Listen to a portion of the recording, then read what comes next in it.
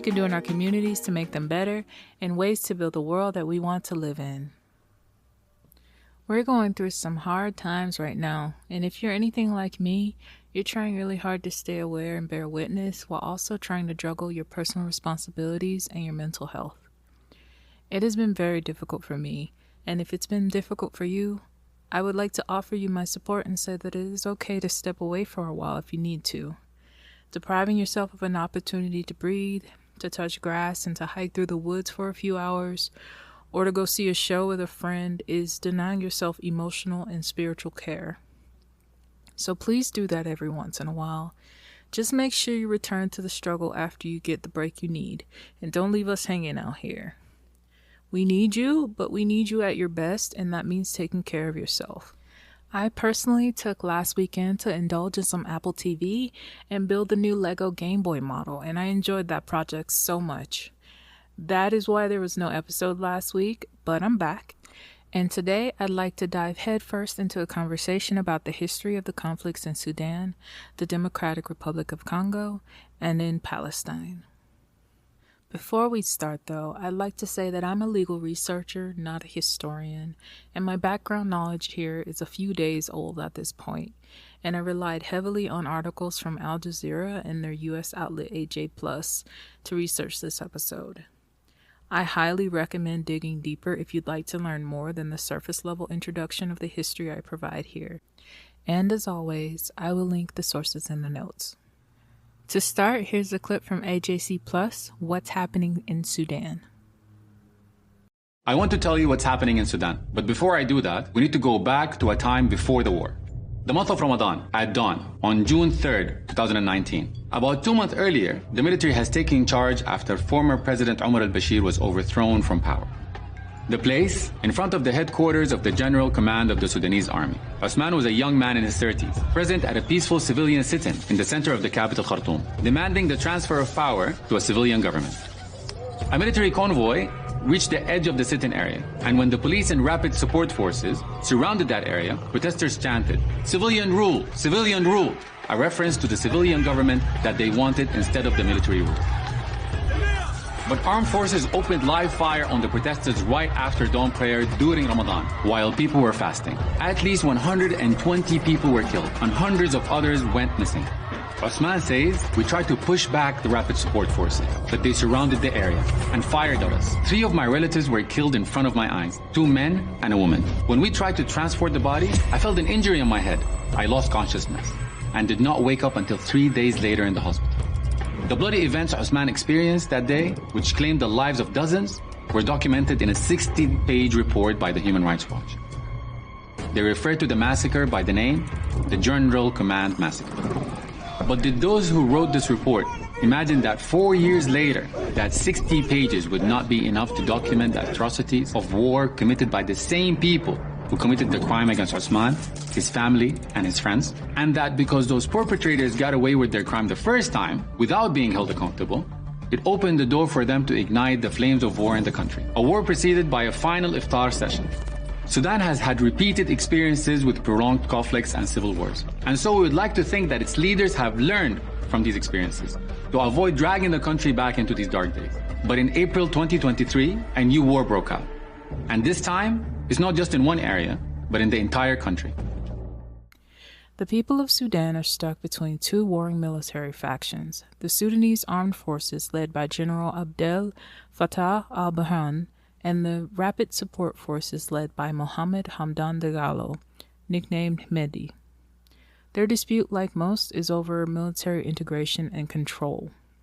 Tensions boiled over in April 2023 when negotiations broke down over how the RSF would merge into the National Army. Both sides accused the other of plotting to seize control of the government, which was in transition after the fall of Omar al-Bashir. Dagalo and Mehdi were once allies who worked to depose Bashir in 2019. They initially worked together in the transitional government as well, but soon began to compete for dominance. Their failure to create a unified civilian-led government tore deep rifts in the stability of the country. A fragile power-sharing deal between military leaders and civilian groups was supposed to sustain the country until democratic elections were established. However, Burhan and Hemedi staged a coup in 2021, removing civilian partners and snatching military control. The breakdown of trust between the two generals then set the stage for the 2023 war. The fighting has since destroyed parts of Khartoum and spread across regions like Darfur and Kordofan. Millions of Sudanese people have been displaced, with food, medicine, and clean water becoming increasingly scarce. Reports of ethnic violence, sexual assault, and looting have emerged from multiple areas, and foreign powers have used the war to further their own interests, further complicating the situation and making things worse, while eroding the democratic progress Sudan had fought for. To the surprise of absolutely no one, the U.S. is one of those powers. Instability in the Democratic Republic of Congo is a bit trickier because it stems from many local and external factors. After the 1994 Rwandan genocide, many Hutu militia members and civilians fled into eastern DRC, which reshaped the political dynamics of the region. Refugee populations, racial ethnic strife, and competing claims over land identity created multiple areas of conflict and tension between these groups. 1996 was the start of the First Congo War, which saw Rwanda and other states backing rebels to oust Mobutu Sese Seko because of insecure borders and threats from rebels present in refugee camps in the region.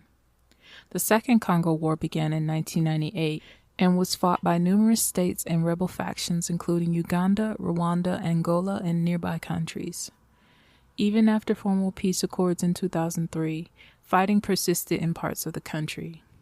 Today, there are an estimated 140 different armed groups operating in eastern and northeastern DRC, continuously battling for territory, resources, and local dominance. And of course, since DRC has vast reserves of minerals essential to global technology like cobalt and coltan, these groups fight for control of mining areas and the profits potentially gained from deals with foreign corporations, America, perpetuating cycles of violence among the Congolese people. Since 1996, an estimated 6 million people have died, and millions remain internally displaced, largely in the eastern DRC. Let's talk about Palestine.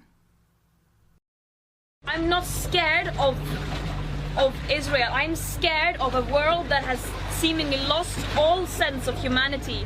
And what we are doing here is trying to show that there is still some humanity left, that there are still people willing to step up when all other means fail. But this is a last resort. This mission should not have to exist. The closer we get to Gaza, the higher is the risk of escalation and more attacks. The last weeks we have seen numerous escalated attacks against our mission that has damaged several boats, where drones have been dropping explosions, chemicals and unidentified objects on and around boats in a desperate attempt to intimidate us and to silence and scare those who are standing in solidarity with Palestine and to further dehumanize Palestinians. That was Greta Thunberg speaking from the Global Samud Flotilla. At some point, I'd like to do a fuller episode about the flotillas and highlight other activists, civilians, and political figures who put themselves on the line to break the blockade in Gaza. As of this recording, Sunday, October 12th, a ceasefire is in place allowing for the return of displaced Palestinians to their homes. But if we want them to have lasting peace, we need to talk about the history. In 1947, the UN called for a partition plan that would divide Palestine into separate Jewish and Palestinian states. This plan was the culmination of decades of imperial policy contradictions, empty promises from the British, the urgency after humanitarian failures of the West during the Holocaust, and Britain's inability or unwillingness to manage escalating violence.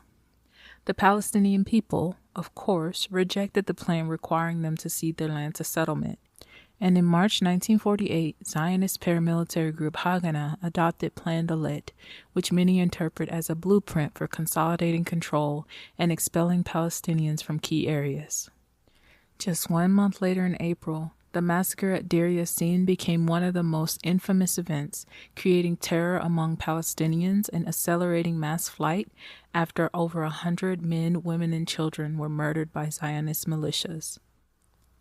On May 14, 1948, Zionist leader David Ben-Gurion declared the establishment of the State of Israel, coinciding with the end of the British Mandate, the colonial administration granted by the League of Nations that tasked Britain with governing Palestine. This invasion onto Palestinian land marked the official start of the 1948 Arab-Israeli War. During 1947 to 1949, Zionist forces expelled an estimated 750,000 Palestinians while taking control of about 78% of Palestine. As many as 500 Palestinian villages were destroyed or depopulated, and nearly 15,000 people were slaughtered in the process. After the war, those Palestinians who remained inside the new Israel found themselves under military rule and restrictions. Others became refugees in neighboring states. May 15, 1948 is now memorialized by the Palestinian people as Nakba Day to commemorate the mass displacement and loss that they've suffered. Even after 1949, the issues of Palestinian refugees' right of return, along with Israel's occupation and increasing colonization of remaining Palestinian land, have continued to fuel the conflict. And America's continuous support of the genocide has obviously made things much worse. I have a clip here from Bisan Oda, who has been documenting from the ground the entire time. We are the returners, we are the landowners, we are the right owners. And this is massive. This is so big. Everyone, this is Bisan from Gaza, and this is the best time to tell you that I am still alive. It's the 10th of October 2025, and I am documenting the return of my people again. These are the holy scenes that they tried to delete when they forced us, when they tortured us to flee our homes in the north to the south again during the past 2 months, but they failed.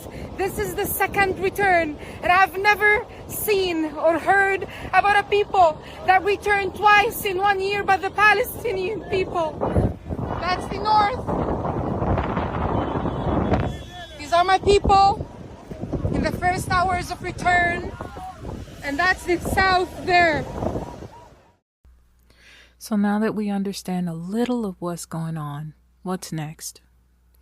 That's a tough question, and my answer is going to be pretty underwhelming. But I think the best we can do to be allies of vulnerable populations in conflict areas is to do our best to push our elected leaders to stop funding these conflicts.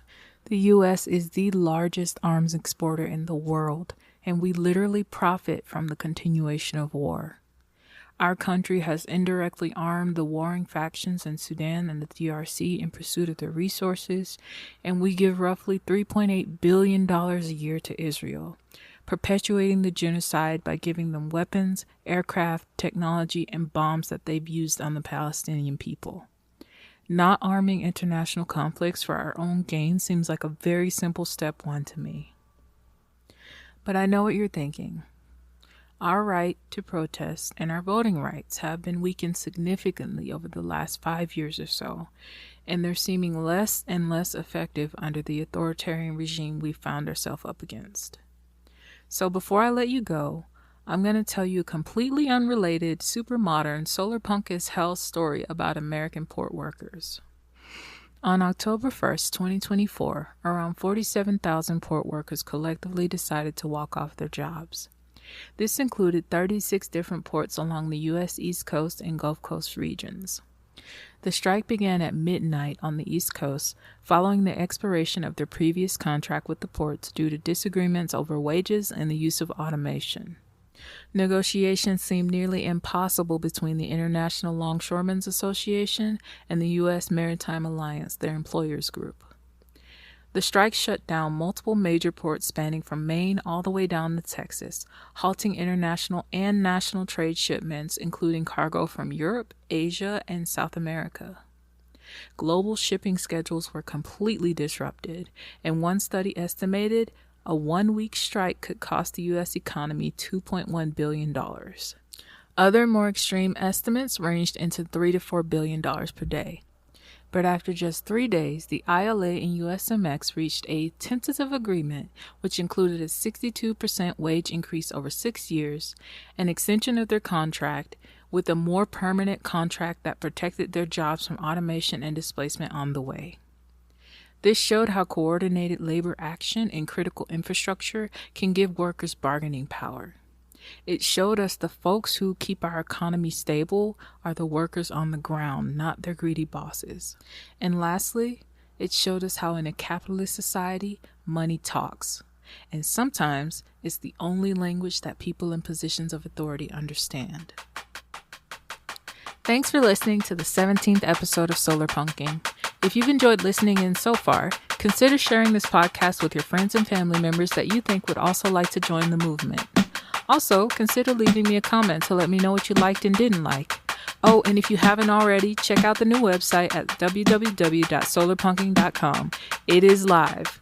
If you have excess funds, consider donating to the Pious Projects of America. The Pious Projects of America defines their purpose as fostering a worldwide sense of community to link between those who are capable and those in need. Go to piousprojects.org to contribute and learn more. Until next week, stay hydrated and motivated. Peace.